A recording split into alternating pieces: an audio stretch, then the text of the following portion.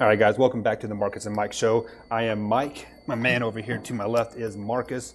If you guys are new here to the YouTube channel, to consider subscribing to the channel. Be sure to like, comment, all that good stuff. Share it with a couple friends.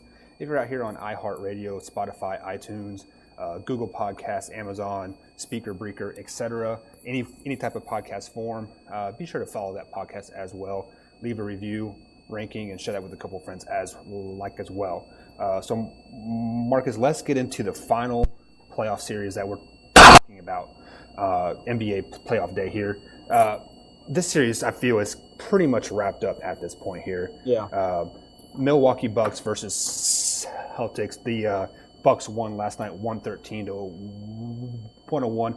Doesn't sound that bad, but the Celtics were not playing like an NBA team. They're letting people drive to the basket pretty much untouched, not really caring too much about it.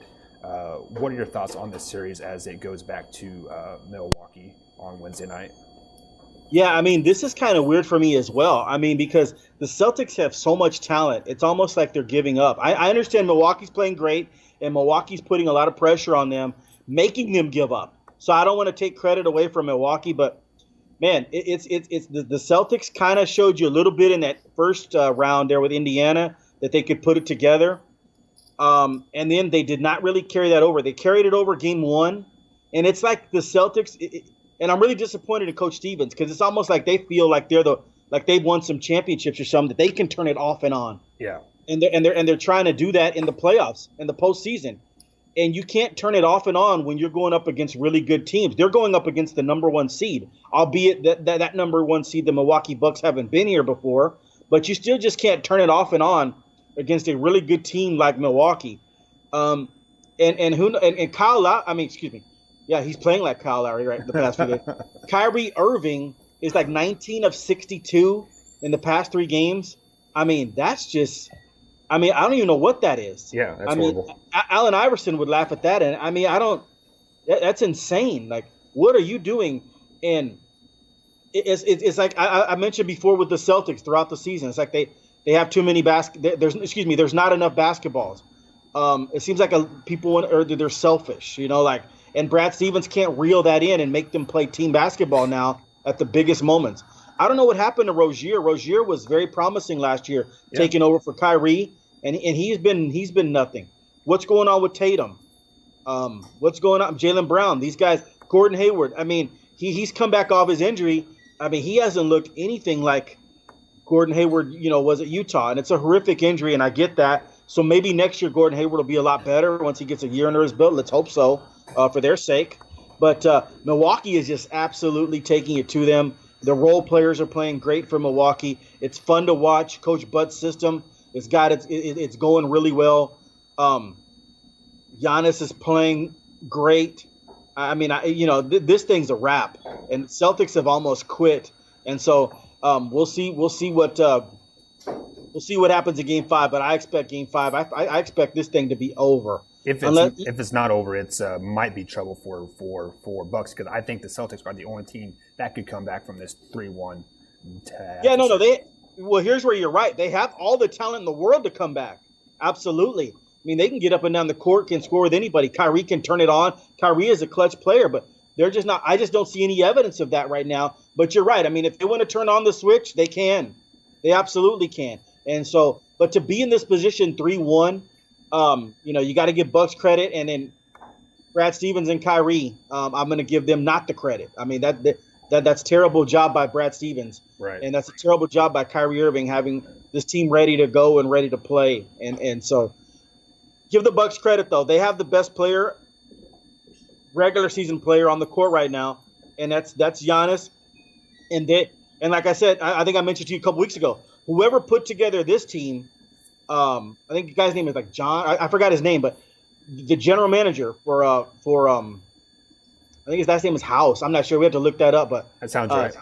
Yeah, he put together this team in Milwaukee, and man, he did an absolute amazing job by putting the shooters and the players around Giannis, and it's like a perfect team. Everybody knows their roles. Mm-hmm. Ilyasova, really good player. Chris Middleton, he knows that he's the second All-Star. He's not the main focus. but he's got to take pressure off of Giannis. He does that. Eric Bledsoe, good, strong, heady point guard, good defender, can get in the lane and make an array of layups, and once in a while hits an occasional three-pointer. Really good play. I mean, these guys know exactly. Connaughton, God, playing out of his mind. George Hill, oh my goodness, that acquisition was great. Whoever put this team together is doing a great job. I think that's the general manager, House. He did an absolute fabulous job of putting this team together, and right now it's working wonders. You know, Milwaukee's like 4-0 on the road this year. Right. I mean, that's amazing. Coach Bud must feel like he's back in San Antonio with Giannis being Tim Duncan in the early days, because this is really, really good stuff. And Coach Bud already knows this. He's been a part of this already, this type of situation. You know, Spurs used to be the number one team on the road all the time. And so Coach Bud's doing a wonderful job. But if anybody can come back, it's that Coach Stevens is a good coach. Great schemes, great mind, and Kyrie Irving is a little Michael Jordan, a little Kobe Bryant. He can get it going as well. So we'll see what happens. But I do think the Bucks wrap this thing up in 5. Yeah, and I think they do win as well on Wednesday night. We probably should have waited till tomorrow to pick that game, but it is what it is. Things can change. We could re-pick our picks here, but let me refer to you turning the switch off and on. You especially have been referring to the Golden State turning the switch off and on, off and on. Well, they have earned that right to turn off and on the switch when they want. Boston Celtics haven't. This is pretty much a first-year team being in this situation, and like they definitely had to have that switch on all the time, especially being a 4 seed, having the regular season that they had, and kind of stumbling into the playoffs in a weaker East division as far as like standing wise goes. So they need to have that switch on all the time. Yes, it might wear them out. But if they don't have that switch on 100% of the time, they're lucky they made it out of the first round. Even though Indiana, like they did sweep Indiana, don't get me wrong, but they're still kind of lucky to make it out of that series because every game was close. The ball bounces one way or the other one time, and like that's a brand new series. Now. I have been on social media, Twitter, Facebook, etc., saying that Celtics, they do have an opportunity to come back 3-1, but they're not going to. They are checked out. Their heart is not in this series, in this team at all anymore. They are 100% done. They want Game 5 to be done. Milwaukee's going to have some nice rest, make sure everybody's healthy. It's a wrap. Celtics are done. The team is going to implode in the off season more than likely, and they're going to use all their. You said they had 3 first-round picks. Yes, they have 3 first-round. So look for them to get really young.